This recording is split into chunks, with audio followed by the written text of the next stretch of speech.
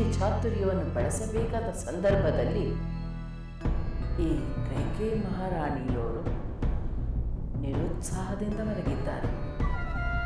ಇವರು ಸ್ವತಂತ್ರವಾಗಿ ಆಲೋಚಿಸುವ ಶಕ್ತಿಯನ್ನೇ ಕಳೆದುಕೊಂಡು ಬಿಟ್ಟಿದ್ದಾರೆ. ನಾನೇ ಮತ್ತೆ ಮತ್ತೆ ಇವರಲ್ಲಿ ಛಲ ಉತ್ಸಾಹಗಳನ್ನು ತುಂಬಬೇಕು.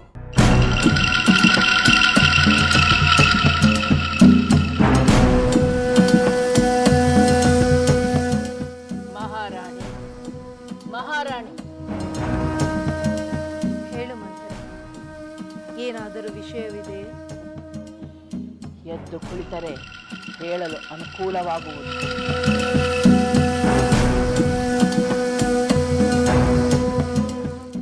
ಸರಿ, ಅದೇನೆಂದು ಹೇಳು.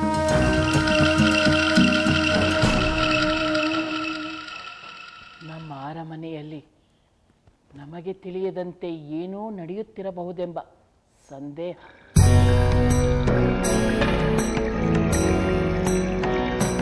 ಸಂದೇಹ ಮಾತ್ರವೋ ಅಥವಾ ಬೇರೇನಾದರೂ ಆಧಾರವಿದೆಯೇ?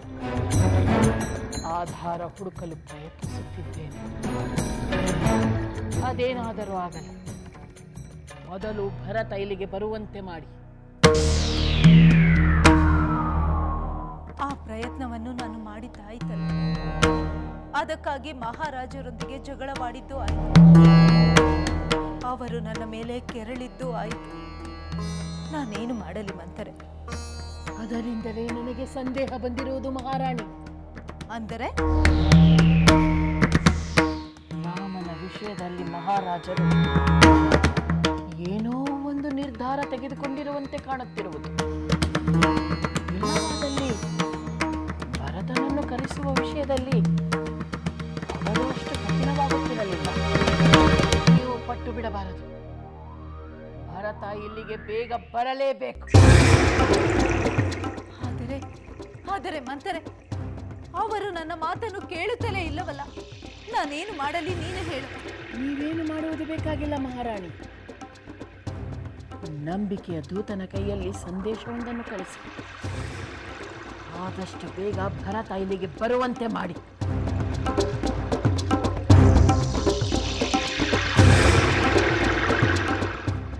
ಆದರೆ ಮಂಥರೆ, ಮಹಾರಾಜರ ಇಚ್ಛೆಗೆ ವಿರುದ್ಧವಾಗಿ ನಾನು ದೂತನನ್ನು ಕಳುಹಿಸಿದರೆ ಅದರಿಂದ ಅವರಿಗೆ ನನ್ನ ಮೇಲಿದ್ದ ಕೋಪ ಇನ್ನಷ್ಟು ಹೆಚ್ಚಾಗುವುದಿಲ್ಲವೇ? ಅದರಿಂದ ನನ್ನ ಪುತ್ರ ಭರತನಿಗೆ ಕೇಡು ಸಂಭವಿಸಬಹುದು. ಹಾಗಾದರೆ ನೀವು ಎಲ್ಲ ಅಶುಭಗಳನ್ನು ಸ್ವಾಗತಿಸಬೇಕಾಗಿತ್ತು. ಅಂದರೆ ಏಕೆ ನನ್ನನ್ನು ಹೆದರಿಸುತ್ತಿರುವೆ? ಹೆದರಿಸುತ್ತಿಲ್ಲ ಮಹಾರಾಣಿ. ವಾಸ್ತವ ಎಷ್ಟು ಕ್ರೂರವಾಗಿದೆ ಎಂದು ತಿಳಿಸಲು ಪ್ರಯತ್ನಿಸುತ್ತಿದ್ದೇನೆ.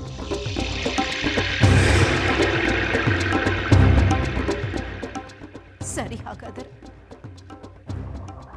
ನಾನೇ ಏನಾದರೂ ಉಪಾಯ ಮಾಡಿ ಸ್ವತಃ ಮಹಾರಾಜರೇ ನನ್ನ ಪುತ್ರ ಭರತನನ್ನು ಕರೆಸುವಂತೆ ಮಾಡುತ್ತೇನೆ. ಕೋಪಿಸಿಕೊಂಡು ಹೋಗಿರುವಾಗ ಮಹಾರಾಜರು ನಿಮ್ಮ ಮಾತನ್ನು ಕೇಳುತ್ತಾರೆ. ಒಪ್ಪಿಕೊಳ್ಳುವಂತೆ ಮಾಡುತ್ತೇನೆ. ಈ ಕೈಕೇಯಿ ಸೋಲನ್ನೊಪ್ಪಿಕೊಂಡು ಸುಮ್ಮನೆ ಕೂರುವವಳಲ್ಲ ಎನ್ನುವುದನ್ನು ತೋರಿಸಿಕೊಡುತ್ತೇನೆ. ಇದು ನನ್ನ ಮುದ್ದಿನ ಕೈಕೇಯಿ ಶಕ್ತಿ, ಅವಳ ಸಹಜ ಸ್ವಭಾವ. ಆ ಆತ್ಮವಿಶ್ವಾಸವಿದ್ದರೆ ಗೆಲುವು ನಿಮ್ಮದೇ ಮಹಾರಾಣಿ.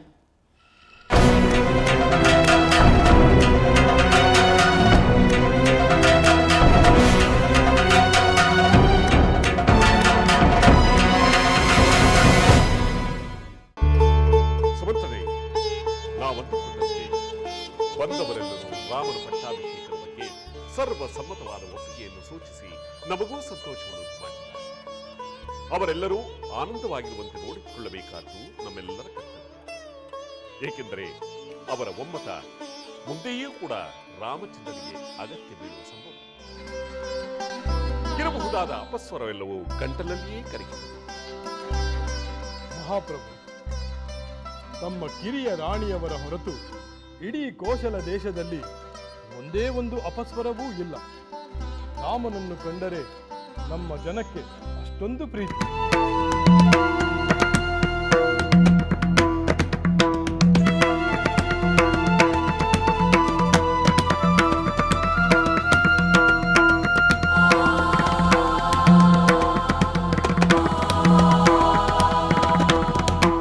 ನಿರಾತಂಕವಾಗಿರಲು ಸಾಧ್ಯವಾಗುತ್ತಿಲ್ಲ ಸುಮಿತ್ರ. ಮರದಲ್ಲಿ ಹುಟ್ಟಿದ ಕಿಚ್ಚು ಹೇಗೆ ಮರವನ್ನೇ ಸುಟ್ಟು ಬಿಡುವುದೋ ಹಾಗೆ ಈ ಅರಮನೆಯಲ್ಲಿ ಕಾಣಿಸಿಕೊಂಡ ಕಿಚ್ಚು ಎಲ್ಲಿ ಎಲ್ಲರನ್ನೂ ಸುಟ್ಟು ಭಸ್ಮ ಮಾಡಿಬಿಡುವುದು ಎಂಬ ಆತಂಕ ನನ್ನನ್ನು ಕಾಡುತ್ತಿದೆ. ಏಕೆಂದರೆ ನನ್ನ ಕಿರಿಯ ರಾಣಿ ಕೈಕೇಯಿ ತನ್ನ ಮಗ ಭರತನಿಗೆ ರಾಜಾಭಿಷೇಕವಾಗಬೇಕೆಂಬ ಹುಚ್ಚು ಹಠವನ್ನು ಹೊಂದಿದ್ದಾಳೆ. ಬೇರಾರಾದರೂ ಆಗಿದ್ದರೆ ನಾನು ಚಿಂತಿಸುವ ಅಗತ್ಯವಿರಲಿಲ್ಲ. ಅಂದರೆ ಅವರು ಸೋಲೊಪ್ಪಿ ತಟಸ್ಥವಾಗುವುದಿಲ್ಲ ಎಂದು ತಮ್ಮ ಅಭಿಪ್ರಾಯವೇ? ನಾವೆಲ್ಲರೂ ಜನಾಭಿಪ್ರಾಯ ರಾಮಚಂದ್ರನ ಪರವಾಗಿಯೇ ಇದೆ ಎಂದು ನಿರೂಪಿಸಿದ್ದಾರೆ. ಆದರೆ ಈಗ ಇರಲಿ, ಅವರೆಲ್ಲರೂ ರಾಮಚಂದ್ರನನ್ನು ಯಾವ ಪರಿಯಲ್ಲಿ ಪ್ರಶಂಸಿಸಿದರು ಎಂದು ಅವಳಿಗೆ ವಿವರವಾಗಿ ಅರ್ಥವಾಗುವಂತೆ ತಿಳಿಸುತ್ತದೆ. ಅರ್ಥವಾದರೆ ಸರಿ. ಒಂದು ವೇಳೆ ಅರ್ಥವೇ ಮಾಡಿಕೊಳ್ಳುತ್ತಿದ್ದರೆ ಅರ್ಥ ಮಾಡಿಕೊಳ್ಳುತ್ತಾರೆ ಎಂಬ ಆಶಾಭಾವನೆಯನ್ನು ಇಟ್ಟುಕೊಳ್ಳೋಣ.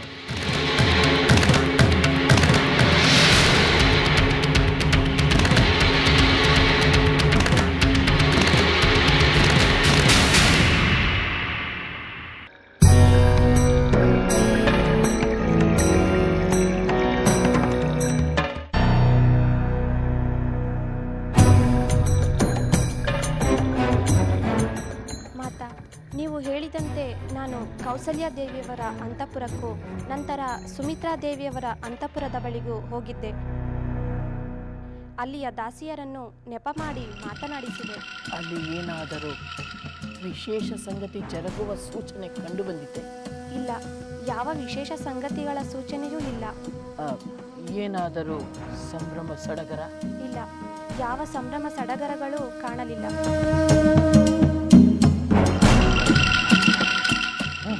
ಸರಿ, ನೀನು ಅಲ್ಲಿಯೇ ಓಡಾಡುತ್ತೀರಿ. ನಿನ್ನ ಕಣ್ಣು ಕಿವಿ ಸದಾ ತೆರೆದಿರಲಿ. ಅಲ್ಲಿ ಏನಾದರೂ ವಿಶೇಷವಾದ ಸಂಗತಿ ಜರುಗುವ ಸೂಚನೆ ಕಂಡು ಬಂದರೆ ತಕ್ಷಣ ಬಂದು ನನಗೆ ತಿಳಿಸು. ಹಾಗೆ ಆಗಲಿ ಮಾತಾ.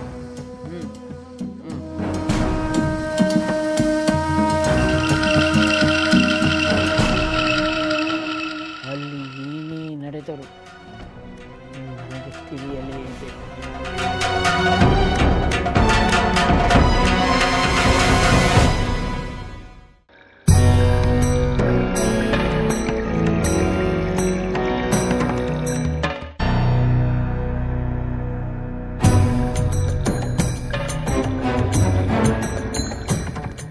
ಮುಗಿಯಿತೆ?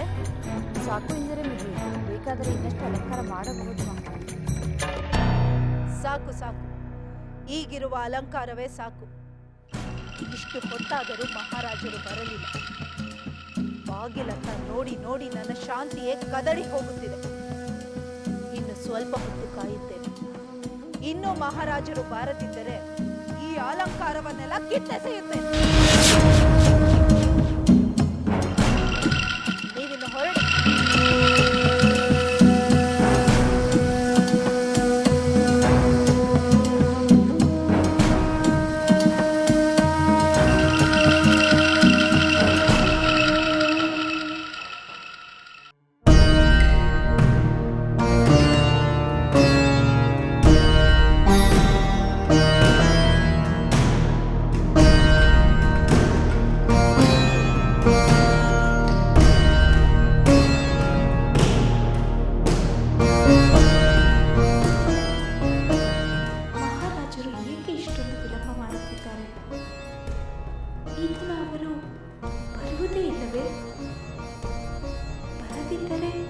ಅದಕ್ಕೆ ಏನು ಕಾರಣವಿದ್ದಿತು?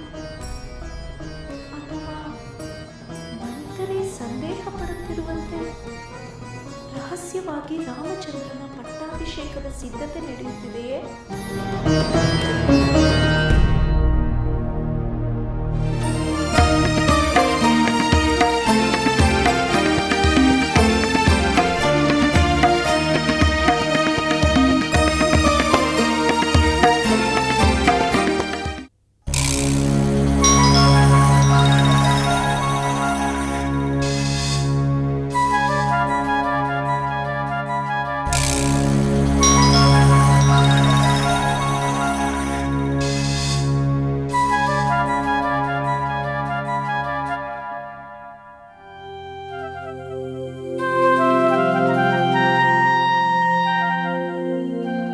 ಸದ್ಯ ಬಂದಿರಲ್ಲ. ಈಗಲಾದರೂ ನನ್ನ ನೆನಪಾಯ್ತಲ್ಲ. ನಿಮಗಾಗಿ ಕಾದು ಕಾದು ಹೋಗಲಿ ಬಿಡಿ. ನೀವಿಂದು ಬರುವುದೇ ಇಲ್ಲವೇನೋ ಅಂದುಕೊಂಡಿದ್ದೆ. ಬಂದಿರಲ್ಲ. ನಿನ್ನ ಸಮೀಪಕ್ಕೆ ಬರುವುದನ್ನು ತಡೆಯುವಂತಹ ಯಾವ ಅಡ್ಡಿಯೂ ಇಲ್ಲ. ರಾಜಕಾರ್ಯದ ಚಿಂತೆ ಇಲ್ಲದಂತೆ ರಾಮ ಲಕ್ಷ್ಮಣರು ನೋಡಿಕೊಳ್ಳುತ್ತಿದ್ದಾರೆ. ದೇವಿ,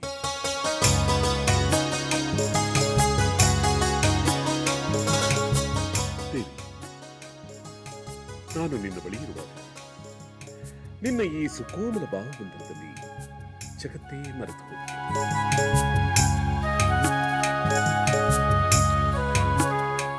ದೇವಿ, ಎಷ್ಟು ವರ್ಷಗಳಾಯಿತು ಅಂದು ನಾನು ನಿನ್ನನ್ನು ಮೊದಲು ಕಂಡ ಕಾಮನ ಬಿಲ್ಲಿನ ಚಲುವಿನಲ್ಲಿ ಕಲ್ಪಿಸಿದೆ. ಕಾಮನ ಬಿಲ್ಲು ನನ್ನ ಚಲುವಲ್ಲಿ ಇದೆಯೋ ಇಲ್ಲವೋ, ಆದರೆ ನಿಮ್ಮ ಕಲ್ಪನೆಯಲ್ಲಂತೂ ಇದೆ. ನಿಮ್ಮ ಆಸೆಗಳು 1000 ಕಾಮನ ಬಿಲ್ಲುಗಳಾಗಿ ನನ್ನನ್ನು ಆಲಂಗಿಸಲು ಆತುರ ಪಡುತ್ತಿದೆ. ಪ್ರಭು, ಕುಡಿಯಲು ಮಧುರವಾದ ಪಾನಕ ಕೊಡಲೇ?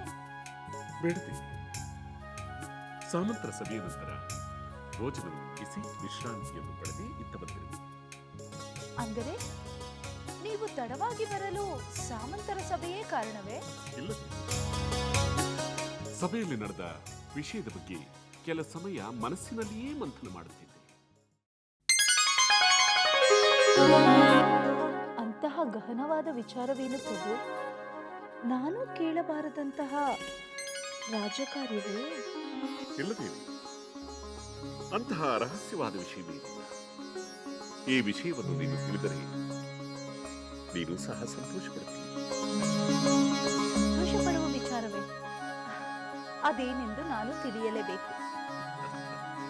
ಕೇಳಿದೆ, ಇಂದು ಸಭೆಯಲ್ಲಿ ಸಾಮಂತರು, ಗಣ್ಯರು ಎಲ್ಲರೂ ನಮ್ಮ ರಾಮಚಂದ್ರನ ಗುಣಗಾನವನ್ನು ಮಾಡುತ್ತಾರೆ. ಎಲ್ಲರ ಏಕಾಭಿಪ್ರಾಯ ಒಂದೇ, ಆದಷ್ಟು ಶೀಘ್ರವಾಗಿ ನಮ್ಮ ರಾಮಚಂದ್ರನನ್ನು ಯುವರಾಜನನ್ನಾಗಿ ಮಾಡಬೇಕು.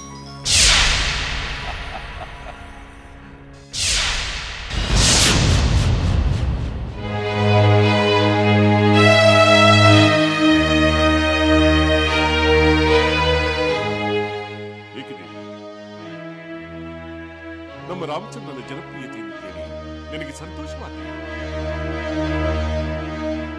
ರಾಮಚಂದ್ರನ ಗುಣಗಾನ ಮಾಡಿದರೆ ನನಗೂ ಸಂತೋಷವೇ. ಆದರೆ ರಾಮಚಂದ್ರನೇ ಯುವರಾಜನಾಗಬೇಕೆಂದು ಅವರೆಲ್ಲರೂ ಒತ್ತಾಯಿಸಿದರು ಎಂದು ಹೇಳಿದಿರಿ. ಇದು ಸತ್ಯದೇವಿ, ಅವರೆಲ್ಲರ ಅಭಿಲಾಷೆಯೇ ಅದು. ಅದಕ್ಕೆ ನೀವು ಏನು ಹೇಳಿದಿರಿ? ಅವರೆಲ್ಲರ ಪ್ರೀತಿ ಒತ್ತಾಯದ ಬಗ್ಗೆ ನಾನು ಆಲೋಚಿಸಿದೆ. ಪ್ರಭು, ಅವರ ಅಭಿಲಾಷೆ ಏನೇ ಇರಲಿ, ನಿರ್ಧಾರ ತೆಗೆದುಕೊಳ್ಳಬೇಕಾದವರು ನೀವು ನಿಮ್ಮ ಆತ್ಮಸಾಕ್ಷಿಯಂತೆ ನಡೆದುಕೊಳ್ಳಬೇಕು. ನಿನ್ನ ಮಾತು ಆತ್ಮಸಾಕ್ಷಿಯ ನಿರ್ಧಾರವೆಂದರೆ ಯಾರ ಒತ್ತಾಯಕ್ಕೂ ಮಣಿಯದೆ ನೀವು ಕೊಟ್ಟ ವಚನವನ್ನು ನೆರವೇರಿಸುವುದು. ದೇವಿ, ಪ್ರಭು, ಪಾನಕವನ್ನು ತರುತ್ತೇನೆ.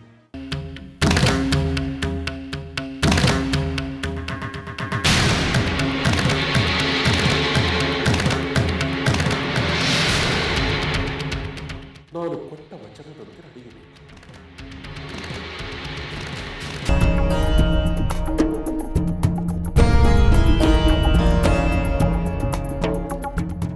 ನಮೋ ಮಾತೆ, ನಮೋ ನಮಃ. ನನ್ನನ್ನು ಕಾಣಲು ಬಯಸಿದಿರಂತೆ? ಹೌದು ವಿಭೀಷಣ, ಕುಳಿತುಕೋ.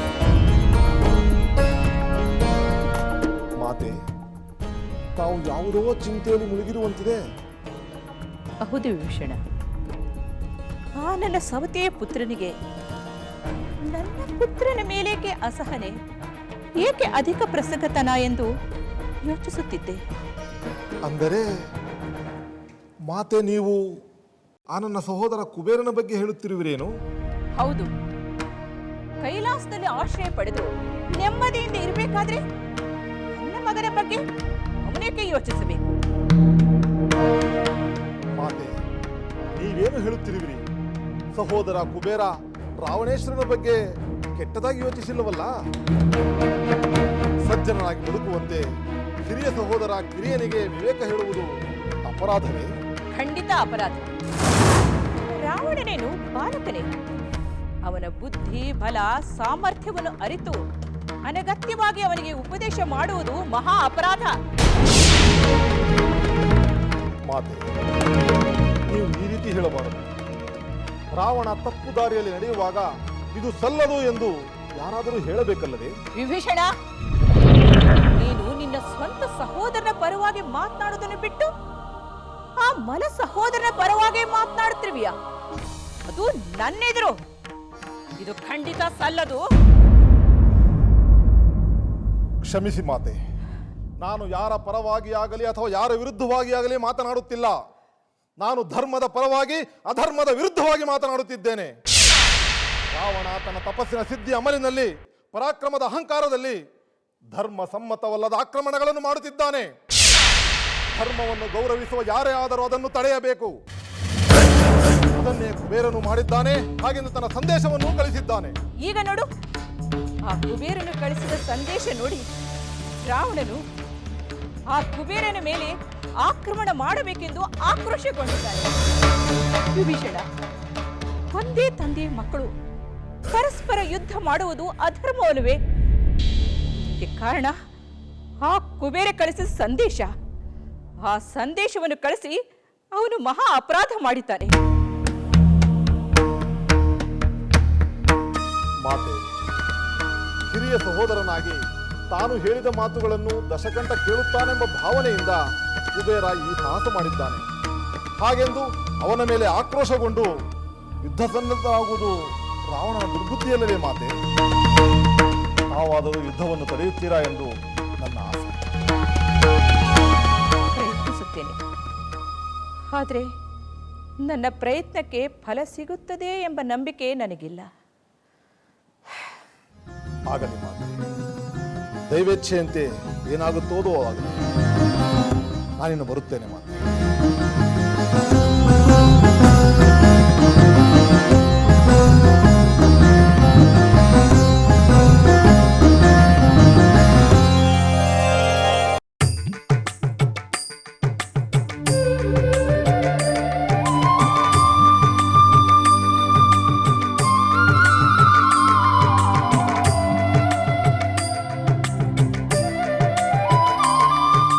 ಪೂಜ್ಯರು ಬ್ರಹ್ಮರ್ಷಿಗಳು ಆದ ವಸಿಷ್ಠ ಮಹರ್ಷಿಗಳಿಗೆ ನನ್ನ ಪ್ರಣಾಮ.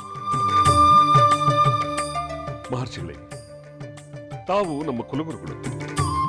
ಈಗ ಅರಮನೆಯಲ್ಲಿ ನಡೆಯುತ್ತಿರುವ ಶುಭ ಕಾರ್ಯ ನನ್ನ ಪುತ್ರ ರಾಮಚಂದ್ರನ ಯುವರಾಜ್ಯಾಭಿಷೇಕ.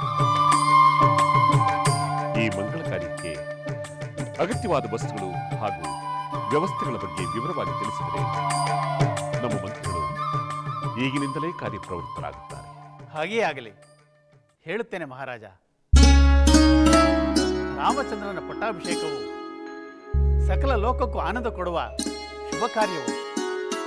ಅದರಲ್ಲಿ ಯಾವ ಲೋಪವೂ ಉಂಟಾಗಬಾರದು. ಹೌದು ಮಹರ್ಷಿಗಳೇ, ಕಾಲಾವಕಾಶದ ಕೊರತೆಯಿಂದ ಎಲ್ಲರೂ ಎಲ್ಲ ಕಾರ್ಯಗಳನ್ನು ಹಂಚಿಕೊಂಡು ಮಾಡಬೇಕಾಗಿದೆ. ನಾನು ಹೇಳುವ ವಿವರಗಳನ್ನು ಗಮನವಿಟ್ಟು ಕೇಳಿಸಿಕೊಳ್ಳಿರಿ.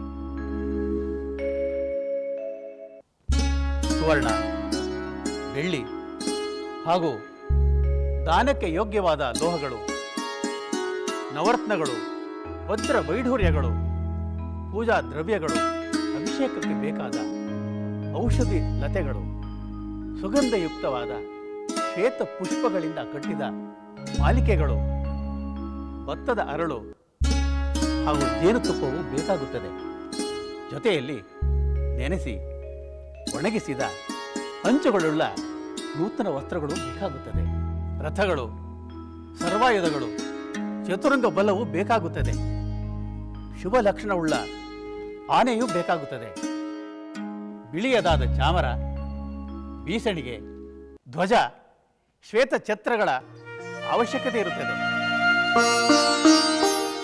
ಅಗ್ನಿಯಂತೆ ಪ್ರಕಾಶಮಾನವಾದ 100 ಚಿನ್ನದ ಕೊಡೆಗಳು ಬೇಕಾಗುತ್ತವೆ. ಚಿನ್ನದ ಆಭರಣಗಳಿಂದ ಅಲಂಕೃತವಾದ ಎತ್ತುಗಳು ಬೇಕಾಗುತ್ತದೆ. ಉಗುರುಗಳಿಂದ ಕೂಡಿದ ಹುಲಿಯ ಚರ್ಮದ ಸಮೇತ ಇವೆಲ್ಲವನ್ನು ಪ್ರಾತಃ ಕಾಲದಲ್ಲಿ ಮಹಾರಾಜರ ಯಜ್ಞಶಾಲೆಯಲ್ಲಿ ಇರಿಸಿರಬೇಕು. ಮಹರ್ಷಿಗಳು ಹೇಳಿದ ಮಾತುಗಳನ್ನು ಆಲಿಸಿದ್ರೆ ತಾನೆ? ಯಾವುದರಲ್ಲೂ ಲೋಪ ಉಂಟಾಗಬಾರದು. ಕೇಳಿಸಿಕೊಂಡಿದ್ದೇವೆ ಮಹಾಪ್ರಭು. ಮಹಾಪ್ರಭು, ಯುವರಾಜ ರಾಮಚಂದ್ರರ ಪಟ್ಟಾಭಿಷೇಕದ ಸಮಾರಂಭದಲ್ಲಿ ಯಾವ ಲೋಪವೂ ಬಾರದಂತೆ ನೋಡಿಕೊಳ್ಳುತ್ತೇವೆ ಮಹಾಪ್ರಭು. ನಾಳೆಯ ದಿನ ಸೂರ್ಯೋದಯವಾಗುತ್ತಿದ್ದಂತೆ ಪಟ್ಟಾಭಿಷೇಕದ ಮುಖ್ಯ ಅಂಶವಾಗಿ ಸ್ವಸ್ತಿ ವಾಚನ ನಡೆಯಬೇಕು. ಅದಕ್ಕಾಗಿ ಬ್ರಾಹ್ಮಣರನ್ನು ಆಹ್ವಾನಿಸಿ ಅವರಿಗೆ ಸೂಕ್ತವಾದ ಪೀಠಗಳನ್ನು ಸಿದ್ಧಪಡಿಸಬೇಕು. ಇಡೀ ಅಯೋಧ್ಯೆಯನ್ನೇ ಇಂದ್ರನ ಅಮರಾವತಿಯಂತೆ ಅಲಂಕರಿಸಲಾಗುವುದು ಪೂಜ್ಯರೇ. ಇದರೊಂದಿಗೆ ಇನ್ನಷ್ಟು ವೈಭವಗಳು ಸೇರಿಕೊಳ್ಳಲಿ. ವಾದಕರು, ನರ್ತಕರು, ಗಾಯಕರು ಅಲಂಕಾರಗೊಂಡು ಉಪಸ್ಥಿತರಿರಲಿ. ಕತ್ತಿ ಗುರಾಣಿಗಳನ್ನು ಹಿಡಿದು ಸೈನಿಕರು ಶುಭ ವಸ್ತ್ರವನ್ನು ಧರಿಸಿ ಅರಮನೆಯನ್ನು ಪ್ರವೇಶಿಸಲಿ. ಉಳಿದದ್ದು ನಿಮ್ಮ ನಿಮ್ಮ ವಿವೇಚನೆಗೆ ಬಿಟ್ಟಿದ್ದು. ಆದರೆ ಇವಿಷ್ಟಂತೂ ಅತಿ ಶೀಘ್ರದಲ್ಲಿ ಸಿದ್ಧವಾಗಿರಬೇಕು. ತಿಳಿಯಿತೆ? ಹಾಗೆಯೇ ಆಗಲಿ.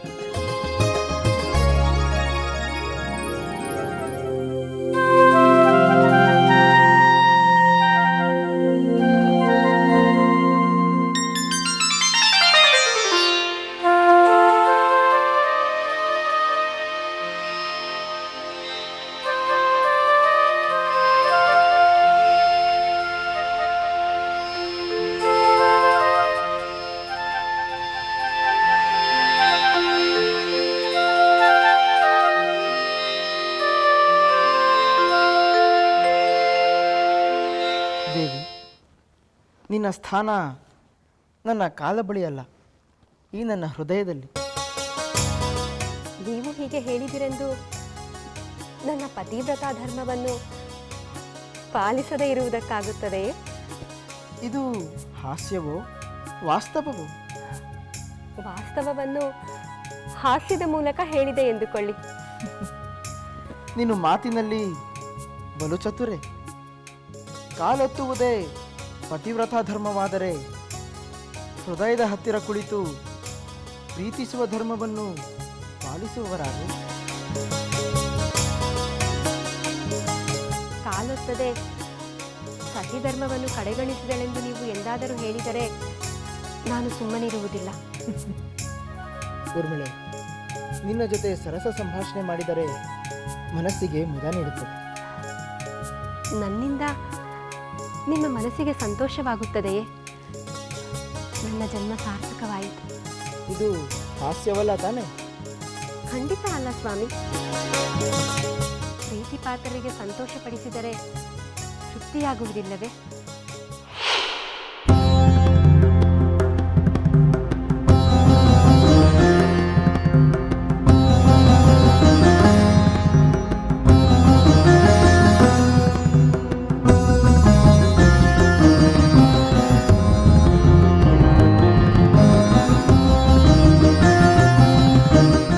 ಮಾತೆ, ನಮೋ ನಮಃ. ಆಯುಷ್ಮಾನ್ ಭವ. ದಶಕಂಠ, ಬಾ ಕುಳಿತುಕೋ.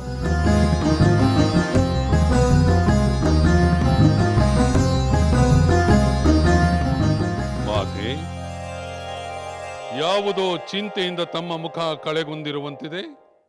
ಅದೇನೇ ಇರಲಿ, ನೀನು ಕುಬೇರನ ಮೇಲೆ ಯುದ್ಧಕ್ಕೆ ಹೊರಟಿರುವೆಯಾ? ಓಹೋ, ನಾನು ತಿಳಿಸುವ ಮೊದಲೇ ತಮಗೆ ಆ ವಿಷಯ ತಿಳಿದಿದೆ? ಹೌದು, ತಿಳಿದಿದೆ. ವಿಭೀಷಣನೇನಾದರೂ ಇಲ್ಲಿಗೆ ಬಂದಿದ್ದಾನೆ? ಹೌದು. ಊಹಿಸಿದೆ. ನಿಮ್ಮ ಚಿಂತೆಯ ಮುಖ ನೋಡಿದಾಗಲೇ ಊಹಿಸಿದೆ ಅವನೇ ಇಲ್ಲಿಗೆ ಬಂದು ಹೋಗಿದ್ದಾನೆಂದು. ಆ ವಿಭೀಷಣನೇ ಹಾಗೆ. ನಾನು ಯುದ್ಧಕ್ಕೆ ಹೊರಟಾಗಲಿಲ್ಲ ಏನೇನೋ ಕಾರಣವನ್ನು ಹೇಳುತ್ತಾ ನನ್ನ ಯುದ್ಧವನ್ನು ತಡೆಯಲು ಪ್ರಯತ್ನಿಸುತ್ತಿರುತ್ತಾನೆ. ಅದಕ್ಕೆ ನಾನು ಮಣಿಯುವುದಿಲ್ಲವೆಂದು ತಿಳಿದು ಈ ಬಾರಿ ನಿಮ್ಮ ಮೂಲಕ ನಿಲ್ಲಿಸಲು ಪ್ರಯತ್ನ ಪಟ್ಟಿದ್ದಾನೆ.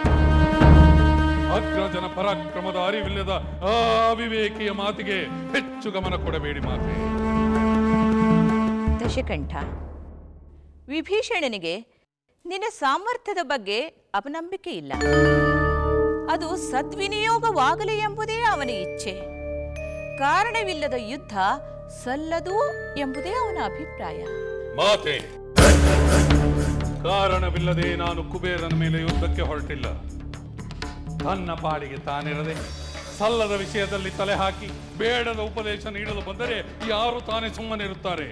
ಅಲ್ಲದೆ ನನಗೆ ಈ ರಾವಣೇಶ್ವರನಿಗೆ ಬುದ್ಧಿ ಹೇಳಲು ಆ ಬಾನೇಶ್ವರವನು.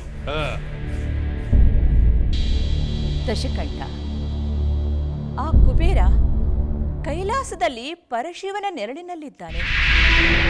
ಆ ಪರಶಿವನೇ ಅವನಿಗೆ ಬೆಂಗಾವಲಾಗಿ ನಿಂತರೆ ಆಗ ನಿನ್ನ ಗತಿಯೇನು ಕುಮಾರ? ಪರಬ್ರಹ್ಮನಿಂದ ವರವನ್ನು ಪಡೆದು ಅಜೇಯನಾಗಿರುವ ನನ್ನನ್ನು ಆ ಪರಶಿವನು ಪರಾಭವಗೊಳಿಸಲಾರ. ಹೀಗಿರುವಾಗ ಕುಬೇರನು ನನಗೆ ಸಾಟಿಯೇ? ಮಾತೆ, ನೀವು ನನ್ನನ್ನು ಆಶೀರ್ವದಿಸಿ ನಿಶ್ಚಿಂತೆಯಿಂದಿರಿ. ನಿಮ್ಮ ಹರಕೆಯ ಬಲದಿಂದ ನಾನು ಗೆದ್ದು ಬರುವುದು ಖಂಡಿತ.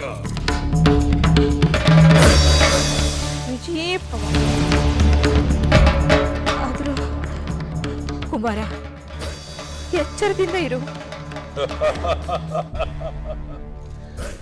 ಎಚ್ಚರದಿಂದಿರಬೇಕಾದವರು ನನ್ನ ಶತ್ರುಗಳು, ನಾನಲ್ಲ.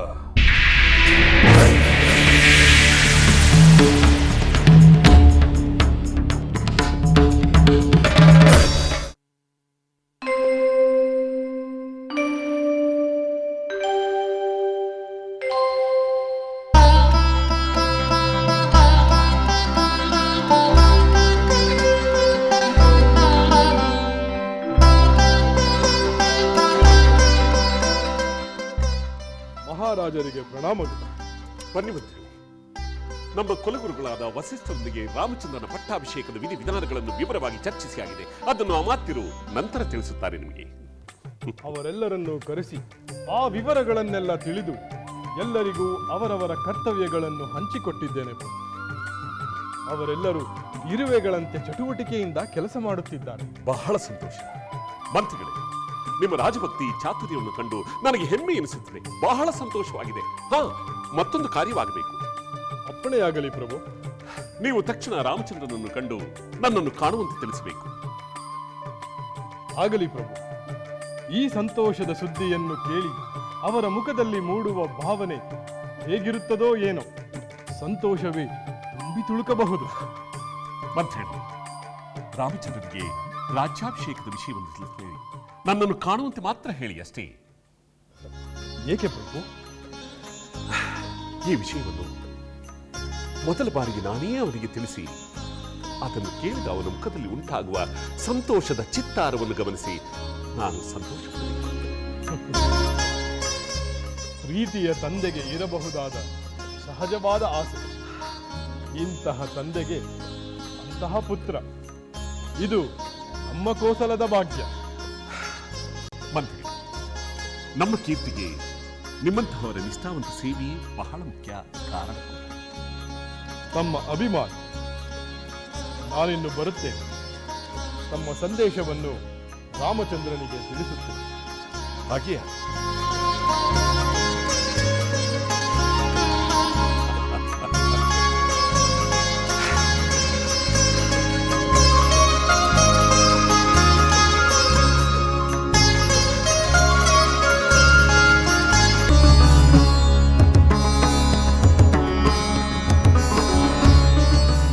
ರಾಮಚಂದ್ರ, ಪ್ರಣಾಮಗಳು. ಮಹಾಮಂತ್ರಿ ಸುಮಂತ್ರರಿಗೆ ನನ್ನ ಪ್ರಣಾಮಗಳು. ದಯಮಾಡಿ ಆಸೀನರಾಗಿ. ರಾಮಚಂದ್ರ, ನನಗೆ ಕುಳಿತುಕೊಳ್ಳುವಷ್ಟು ವ್ಯವಧಾನವಿಲ್ಲ. ತಮಗೊಂದು ವಿಷಯ ತಿಳಿಸಲು ಅವಸರದಲ್ಲಿ ಬಂದೆ. ಮಂತ್ರಿಗಳೇ, ಮಹಾರಾಜರ ಕ್ಷೇಮದಿಂದ ಹಿಡಿದು ರಾಜ್ಯಾಡಳಿತದ ಎಲ್ಲ ಕಾರ್ಯವನ್ನು ನಿರ್ವಹಿಸುತ್ತಿರುವ ತಮಗೆ ಕ್ಷಣ ಮಾತ್ರವೂ ಬಿಡುವಿರುವುದಿಲ್ಲವೆಂದು ನನಗೆ ಗೊತ್ತು. ನಮಗೆಲ್ಲ ಸ್ವಲ್ಪ ವಿಶ್ರಾಂತಿ ದೊರೆಯಬೇಕೆಂದರೆ ತಾವು ವಿಶ್ರಾಂತಿ ಇಲ್ಲದೆ ದುಡಿಯಬೇಕು. ವಿಶ್ರಾಂತಿಗಿಂತಲೂ ಕರ್ತವ್ಯ ಮುಖ್ಯ ಕುಮಾರ. ನನಗೆ ನನ್ನ ವಿಶ್ರಾಂತಿ ವಿನೋದಗಳಿಗಿಂತ ಇಡೀ ಸಾಮ್ರಾಜ್ಯದ ಸರ್ವ ಪ್ರಜೆಗಳು ನೆಮ್ಮದಿಯಿಂದ ಸಂತೋಷದಿಂದ ಇದ್ದರೆ ಆಯಿತು. ಒಂದು ವಿಷಯ ಹೇಳಿಬಿಡುತ್ತೇನೆ. ದಶರಥ ಮಹಾಪ್ರಭುಗಳು ತಮ್ಮನ್ನು ಈ ಕೂಡಲೇ ಕಾಣಬೇಕಂತೆ. ತಡಮಾಡದೆ ತಾವು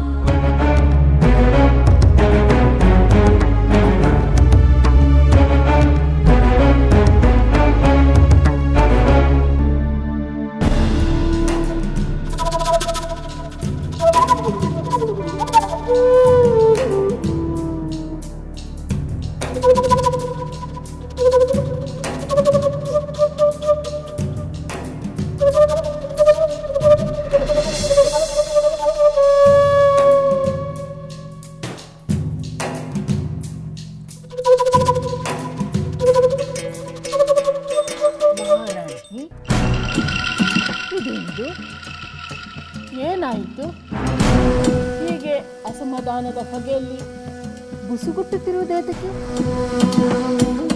ಮನಸ್ಸಿಗೆ ಘಾಸಿ ಉಂಟಾಗೋದಕ್ಕೆ ಏನಾದರೂ ನಡೆಯುತ್ತೆ?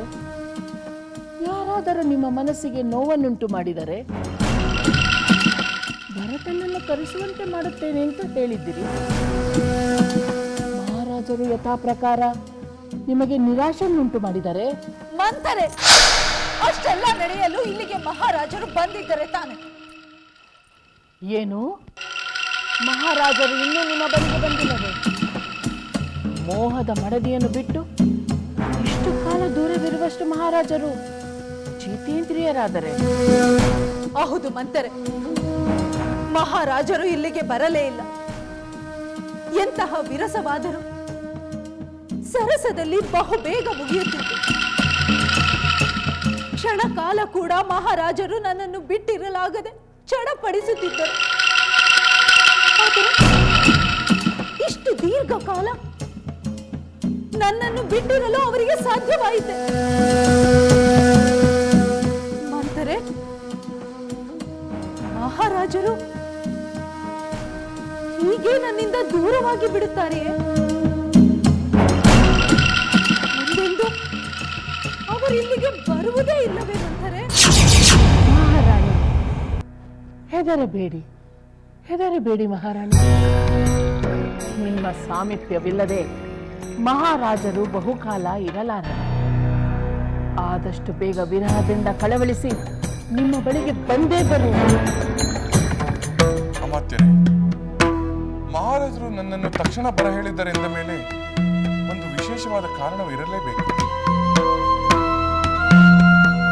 ನಮ್ಮ ಪೂಜ್ಯ ತಂದೆಯವರು ಕ್ಷೇಮದಿಂದಿರುವರು ತಾನೆ? ಕ್ಷೇಮವಾಗಿದ್ದಾರೆ ಕುಮಾರ. ಮತ್ತಾವ ಕಾರಣವಿರಬಹುದು? ಆ ಕಾರಣವನ್ನು ಅವರಿಂದಲೇ ತಿಳಿಯುವುದು ಒಳ್ಳೆಯದು. ಆಗಲಿ ಮಂತ್ರಿಗಳು, ನಾನು ತಂದೆಯವರನ್ನು ಈಗಲೇ ಕಾಣುತ್ತೇನೆ. ಆತಂಕದ ವಿಷಯ ಏನೂ ಇಲ್ಲ ಕುಮಾರ. ಒಂದು ಒಳ್ಳೆಯ ಕಾರಣಕ್ಕಾಗಿ ಮಹಾಪ್ರಭುಗಳು ತಮ್ಮನ್ನು ಬರ ಹೇಳಿದ್ದಾರೆ. ಆ ಒಳ್ಳೆಯ ಕಾರಣ ನಮ್ಮ ಕೋಶಲ ದೇಶದ ಸರ್ವ ಪ್ರಜೆಗಳಿಗೂ ಶುಭ ವಾರ್ತೆಯಾಗಿ ರೋಮಾಂಚನಗೊಳ್ಳುವುದಂತೂ ಸತ್ಯ. ಅಮಾತ್ಯರೇ, ಸರ್ವರಿಗೂ ಶುಭ ತರುವ ಈ ವಿಷಯವನ್ನು ತಿಳಿಯಲು ನಾನು ಕಾತುರನಾಗಿದ್ದೇನೆ. ನಾನು ಈಗಲೇ ಹೋಗಿ ತಂದೆಯವರನ್ನು ಕಾಣುತ್ತೇನೆ.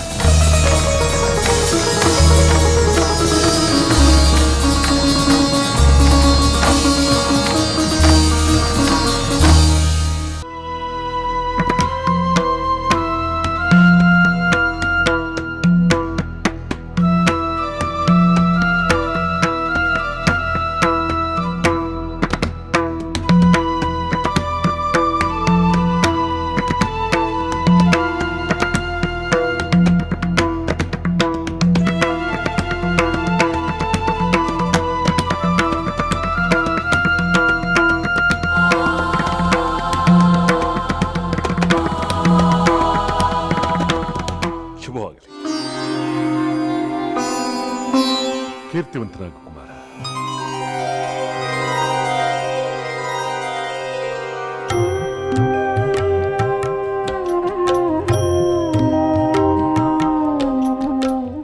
ಇದೇನು ತಂದೆ, ನನ್ನನ್ನು ಎಂದು ನೋಡುತ್ತಿರುವವರಂತೆ ಏಕೆ ಹೀಗೆ ನೋಡುತ್ತಿರುವಿರಿ? ಕುಮಾರ, ನಾಳೆಯಿಂದ ನಿನ್ನ ಸ್ಥಾನಮಾನಗಳೇ ಬೇರೆಯಾಗುತ್ತೆ. ಎಲ್ಲರೂ ಅಕ್ಕರೆಯಿಂದ ಮಾತ್ರವಲ್ಲ, ನಿನ್ನನ್ನು ಗೌರವದಿಂದಲೂ ಕಾಣಬೇಕು. ಈ ನನ್ನ ರಾಮಚಂದ್ರ, ನಾಳೆ ಹೇಗೆ ಕಾಣಬಹುದೆಂದು ಕಲ್ಪನೆ ಮಾಡಿ ನೋಡುತ್ತಿದ್ದೆ. ಸ್ಥಾನಮಾನಗಳು ಏನೇ ಆದರೂ ತಂದೆಯವರ ಪಾದಗಳಲ್ಲೇ ಪುತ್ರನ ಸ್ಥಾನ. ಹೌದು ತಂದೆ, ನಾನು ಸದಾ ತಮ್ಮ ಪ್ರಿಯ ಪುತ್ರನಾಗಿ ವಿಧೇಯನಾಗಿ ತಮಗೆ ಸಂತೋಷ ಕೊಡುವ ರಾಮನಾಗಿರುವುದೇ ನನಗೆ ಸಂತೋಷ. ಸ್ಥಾನ ಗೌರವಗಳ ಆಸೆ ನನಗಿಲ್ಲ. ಯಾವುದೇ ಸ್ಥಾನಮಾನಗಳ ಹಂಗಿಲ್ಲದೆ ಧರ್ಮದ ದಾರಿಯಲ್ಲಿ ನಡೆಯುತ್ತಾ ಕರ್ತವ್ಯ ಪಾಲನೆ ಮಾಡುತ್ತೇನೆ. ಕುಮಾರ, ಈ ನಿನ್ನ ಸರಳವಾದ ಗುಣ, ವಿನಯ, ವಿಧೇಯತೆಗಳನ್ನು ನಾನು ಬಲ್ಲೆ. ಸಾಮಾನ್ಯರಂತೆ ಯಾವ ಮೋಹಗಳ ವಿಕಾರಗಳು ನಿನ್ನಲ್ಲಿಲ್ಲ. ಎಂದೂ ನೀನು ಪದವಿ ಪ್ರತಿಷ್ಠೆಗಾಗಿ ಬಯಸಿದವನಲ್ಲ. ಆದ್ದರಿಂದ ನಿನ್ನನ್ನು ಕಂಡರೆ ನನಗೆ ಅಪಾರವಾದ ಪ್ರೀತಿ ಪ್ರಜೆಗಳಿಗೆ. ಕುಮಾರ, ನೀನು ಬಯಸದ ಪದವಿಗೆ ನಿನ್ನಿಂದ ಗೌರವ ಸಿಗಬೇಕು. ಹಾಗೆಂದರೇನು ತಂದೆ? ನಾನೊಂದು ಮಹತ್ವವಾದ ನಿರ್ಧಾರವನ್ನು ಮಾಡಿಕೊಂಡಿದ್ದೇನೆ. ಅದನ್ನು ನೀನು ನಡೆಸಿಕೊಡಬೇಕು. ಪಿತಾಶ್ರೀ, ತಮ್ಮ ಯಾವುದೇ ಆಜ್ಞೆಯನ್ನು ಶಿರಸಾವಹಿಸಿ ನೆರವೇರಿಸಲು ಈ ತಮ್ಮ ಪುತ್ರನು ಸಿದ್ಧನಾಗಿದ್ದಾನೆ. ಪಟ್ಟದ ರಾಣಿಯಾದ ಕೌಸಲ್ಯ ಉನ್ನತ ಸಂಸ್ಕಾರವುಳ್ಳ ನನ್ನ ಗೃಹದೇವಿ. ಅಂಥ ಗುಣವಂತಳಿಗೆ ಪುತ್ರನಾಗಿ ಜನಿಸಿದ ನಿನಗೆ ಅವಳ ಹಿರಿಯ ಗುಣಗಳೆಲ್ಲವೂ ಮೇಳೈಸಿ ಈ ನಿನ್ನ ಸನ್ನಡತೆಯಿಂದ ನನಗೆ ಪ್ರಿಯ ಪುತ್ರನಾದಿನಿ. ನಿಜ ಹೇಳಬೇಕೆಂದರೆ ಈ ಲೋಕದಲ್ಲಿ ನಿನಗಿಂತ ಪ್ರಿಯರಾದವರು ಬೇರೆ ಯಾರು? ಪಿತಾಶ್ರೀ, ಹೆತ್ತ ತಂದೆಗೆ ಪ್ರಿಯನಾಗಿ ನನ್ನ ಈ ಜನ್ಮ ಸಾರ್ಥಕವಾಯಿತು.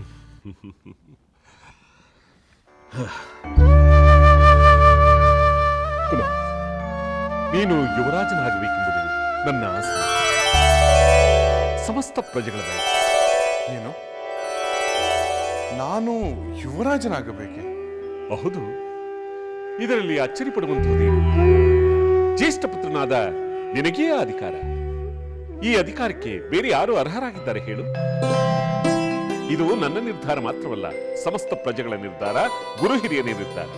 ಇದಕ್ಕೆ ನೀನು ಒಪ್ಪಲೇಬೇಕು. ಮಹಾರಾಜರ ಆಜ್ಞೆ ಅಂದ ಮೇಲೆ ಅದನ್ನು ಉಲ್ಲಂಘಿಸುವ ಧೈರ್ಯ ನನಗಿಲ್ಲ. ರಾಮಚಂದ್ರ, ನೀನು ಎಲ್ಲವನ್ನೂ ಬಲ್ಲ. ಯಾರೂ ಏನೂ ಹೇಳುವಾಗ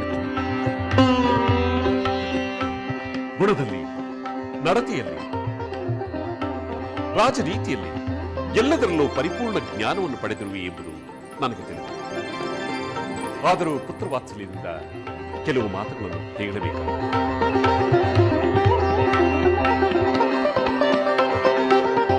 ಕುಮಾರ, ರಾಜ್ಯಾಡಳಿತದ ನಿರ್ವಹಣೆ ಬಹಳ ಸೂಕ್ಷ್ಮವಾದ ವಿಚಾರ.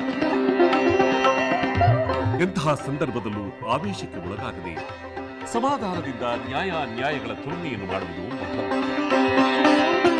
ಭಂಡಾರವನ್ನು ಸರಿಯಾದ ರೀತಿಯಲ್ಲಿ ನಿರ್ವಹಿಸಬೇಕು. ಗೂಢಚರ್ಯ ವ್ಯವಸ್ಥೆ ಸುಗಮವಾಗಿದ್ದರೆ ಶತ್ರುಗಳ ತಂತ್ರವನ್ನು ತಿಳಿದು ಪ್ರತಿ ತಂತ್ರವನ್ನು ರೂಪಿಸಬೇಕು. ಎಲ್ಲ ಅಧಿಕಾರಿ ವರ್ಗಗಳು ಸಂತುಷ್ಟರಾಗಿದ್ದರೆ ವಿದ್ರೋಹ ನಡೆಯುತ್ತದೆ. ವೈಯಕ್ತಿಕ ಸುಖಾಕಾಂಕ್ಷೆಗಳಿಗಿಂತ ಪ್ರಜಾಪಾಲನೆಯೇ ಮಿಗಿಲಾದದ್ದು ಎಂಬ ಭಾವನೆ ಇರಬೇಕು. ಪ್ರತಿಯೊಂದು ಕಾರ್ಯದಲ್ಲೂ ಮನೋನಿಗ್ರಹ, ನಿಷ್ಪಕ್ಷಪಾತ ನಿರ್ಧಾರ ಬಹಳ ಮುಖ್ಯ.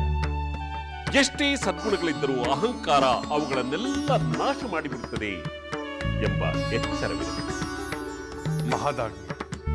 ತಮ್ಮ ಅಭಿಲಾಷೆಯಂತೆ ನಾನು ಕಾಯ, ವಾಚ, ಮನಸ ಯುವರಾಜನ ಕರ್ತವ್ಯಗಳನ್ನು ನೆರವೇರಿಸಲು ನಾನು ಬದ್ಧನಾಗಿದ್ದೇನೆ. ತಮ್ಮ ನಿರೀಕ್ಷೆಯನ್ನು ಈಡೇರಿಸುವಲ್ಲಿ ತೃಣ ಮಾತ್ರವೂ ಲೋಪವಾಗದಂತೆ ನಾನು ಎಚ್ಚರ ವಹಿಸುತ್ತೇನೆ.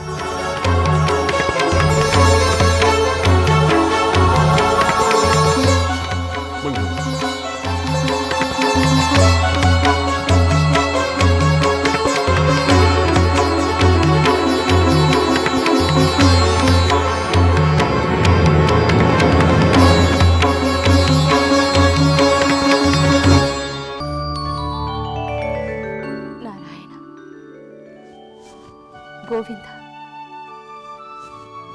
ಲಕ್ಷ್ಮೀರಮಣ, ಆಪತ್ ಬಾಂಧವ, ಅನಾಥ ರಕ್ಷಕ, ನನ್ನ ಭಕ್ತಿ ಪ್ರಣಾಮಗಳನ್ನು ಸ್ವೀಕರಿಸು ತಂದೆ. ನಾನು ಪ್ರತಿದಿನವೂ ನಿನ್ನನ್ನು ನಿಷ್ಠೆಯಿಂದ ಪೂಜಿಸುವುದು ನಿಜವಾದ ನನ್ನ ಪುತ್ರ ರಾಮಚಂದ್ರನನ್ನು ಕಾಪಾಡುತ್ತದೆ. ಅವನು ಸದಾ ಸುಖ ಸಂತೋಷಗಳಿಂದ ಪ್ರಜಾವತ್ಸಲನಾಗಿ ಕೀರ್ತಿವಂತನಾಗಿ ಬಾಳುವಂತೆ ಮಾಡು.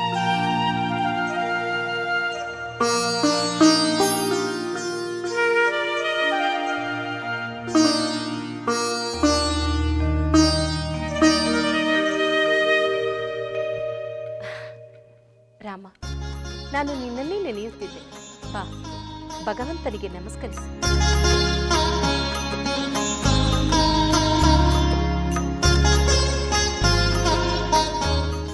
ಚಿರಂಜೀವಿ ಬರು. ಮಾತೆ, ತಾವು ಹೃದಯ ತುಂಬಿ ಹರಸಿದರೆ ಆ ಭಗವಂತನು ಕೂಡ ಹರಸುತ್ತಾನೆ. ರಾಮ, ನಮ್ಮಿಬ್ಬರನ್ನು ಸಕಲರನ್ನು ಕರುಣಿಸಿ ಹರಸುವವನು ಈ ದಯಾಮಯಿ ಭಗವಂತ. ಮಾತೆ, ಒಂದು ಶುಭ ವಾರ್ತೆಯನ್ನು ತಮಗೆ ತಿಳಿಸಲು ಈಗಷ್ಟೇ ತಂದೆಯವರನ್ನ ಕಂಡು ಇಲ್ಲಿಗೆ ಬಂದಿರುವೆನು. ಏನು ಸಂತೋಷದ ವಿಷಯವೇ? ನಿನ್ನ ಸುಂದರ ಮುಖವನ್ನು ಕಂಡರೆ ಸಾಕು, ನನ್ನ ಹೃದಯ ಆನಂದದಿಂದ ಬೀರುತ್ತದೆ. ಅದಕ್ಕಿಂತ ಮಿಗಿಲಾದ ಸಂತೋಷವೇ? ಏನದು ಕುಮಾರ? ಕೇಳಲು ನನ್ನ ಕಿವಿಗಳು ಕಾತುರದಿಂದ ಕಾಯುತ್ತಿವೆ. ಹೇಳು. ಮಾತೆ, ನಮ್ಮ ಪೂಜ್ಯ ತಂದೆಯವರು ಪ್ರಜಾಪಾಲನೆಯ ಹೊಣೆಯನ್ನು ನನ್ನ ಹೆಗಲಿಗೇರಿಸುತ್ತಿದ್ದಾರೆ. ಕುಮಾರ, ಇಷ್ಟು ದಿನದಿಂದ ಪ್ರಜಾಪಾಲನೆಯ ಕರ್ತವ್ಯವನ್ನೇ ಮಾಡುತ್ತಿದ್ದೆಯಲ್ಲವೇ? ಅದು ಅಧಿಕಾರವಿಲ್ಲದೆ ತಂದೆಯವರ ಸಹಾಯಕನಾಗಿ ಮಾಡುತ್ತಿದ್ದ ಕರ್ತವ್ಯಗಳು. ಆದರೆ ಈಗ ನಾನು ಯುವರಾಜನಾಗಿ ಆ ಕರ್ತವ್ಯಗಳನ್ನು ಮಾಡಬೇಕಂತೆ. ಅಂದರೆ ನನ್ನ ಕುಮಾರ ಯುವರಾಜನಾಗುತ್ತಾನೆಯೇ? ಹೌದು ಮಾತೆ, ನಾಳೆಯೇ ಪಟ್ಟಾಭಿಷೇಕವೆಂದು ಗುರು ಹಿರಿಯರು ನಿಶ್ಚಯಿಸಿದ್ದಾರೆ. ಭಗವಂತ, ಎಂತ ಶುಭ ದಿನವನ್ನು ಕರುಣಿಸಿದೆ. ನಿನಗೆ ಕೋಟಿ ಕೋಟಿ ಧನ್ಯವಾದಗಳು. ನನಗೆ ಬಹಳ ಆನಂದವಾಗುತ್ತಿದೆ. ನಾಳೆಯೇ ನಿನ್ನ ಪಟ್ಟಾಭಿಷೇಕವೆಂದರೆ ಇಂದಿನಿಂದಲೇ ನೀನು ಸೀತೆ ಇಬ್ಬರು ದೇವರ ಕಾರ್ಯಗಳಲ್ಲಿ ನಿರತರಾಗಬೇಕು. ಅದನ್ನೆಲ್ಲ ತಾವೇ ಮಾಡಿಸಬೇಕು ಮಾತೆ. ಖಂಡಿತವಾಗಿಯೂ ಮಾಡಿಸುತ್ತೇನೆ. ಅದಕ್ಕಿಂತ ಸಂತೋಷ ಬೇರೆನಿದೆ? ಪವಿತ್ರವಾದ ಗುರುತರವಾದ ಯುವರಾಜ ಪದವಿಯಲ್ಲಿ ಕುಳಿತು ಸದಾ ಧರ್ಮ ಸಮ್ಮತನಾಗಿ ಕರ್ತವ್ಯ ನಿರ್ವಹಿಸುವಂತೆ ನನ್ನನ್ನು ಆಶೀರ್ವದಿಸು ಮಾತೆ. ಚಿರಂಜೀವಿಯಾಗಿ ಬಾಳು. ನಿನ್ನ ಶತ್ರುಗಳು ನಾಶವನ್ನು ಹೊಂದಲಿ. ನನಗೆ, ಕೈಕೇಯಿಗೆ, ಸುಮಿತ್ರೆಗೆ, ಬಂಧು ಮಿತ್ರರಿಗೆ ಆನಂದವನ್ನು ಉಂಟು ಮಾಡು. ಧರ್ಮದ ದಾರಿಯಲ್ಲಿ ನಡೆದು ಪ್ರಜಾಸೇವೆಯನ್ನು ಮಾಡು. ಮಾತೆ, ತಮ್ಮ ನಿರೀಕ್ಷೆಯಂತೆ ನಡೆಯಲು ಆ ಭಗವಂತನೇ ಶಕ್ತಿ ಕೊಡಲಿ. ಕುಮಾರ, ನೀನು ಮಾತಾಪಿತೃ ಗುರು ಹಿರಿಯರಿಗೆ ಆರಾಧಿಸಿ ಅವರ ತುಂಬು ಹೃದಯದ ಆಶೀರ್ವಾದ ಎಂಬ ಮಹಾ ಸಂಪತ್ತನ್ನು ಪಡೆದು ಧನ್ಯನಾಗಿ.